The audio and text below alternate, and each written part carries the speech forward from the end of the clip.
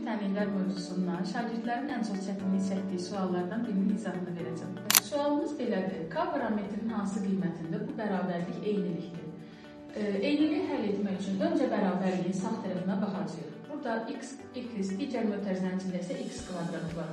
Biz bunları bir-birinə vurduğumuz zaman x kubu alınacaq. Demək ki, bərabərliyin sol tərəfində x-in qüvvəti də 3-ə bərabər. Kvadratı çıxılsın 3k üstəgəl 5 ifadəsini 3-ə bərabərləşdirməyimiz lazımdır.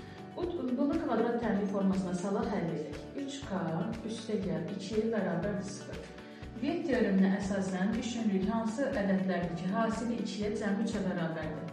Bu ədədlərimiz k1 bərabərdir 2, k2 bərabərdir 1 ədədləridir. İndi isə bərabərliyin sağ tərəfinə baxırıq. Sol tərəfdə x kubu çıx 8 alınmışdır. Biz bunu müxtəsər buna sütuna əsasən açsaq, x çıx 2 vurulsun x kvadratı çıxılsın üstəgəl 2x üstəgəl 4 alınmalıdır. Amma bizim misalımızda x kvadratı üstəgəl 2x üstəgəl bu ifadə var.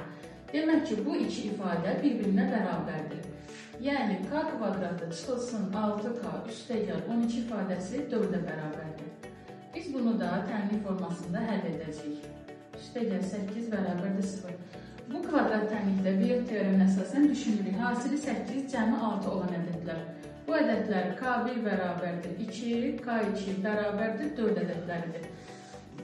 Təminləri həll etdikdən sonra hər iki misalın cavablarına baxır. Elə bir ədəd seçməliyik ki, eyniliyin həm sağ tərəfini, həm də sol tərəfini ödəməlidir. Bu cavab bizim misalımızda k bərabərdir 2 ədədidir. Misalımızın cavabı k bərabərdir 2.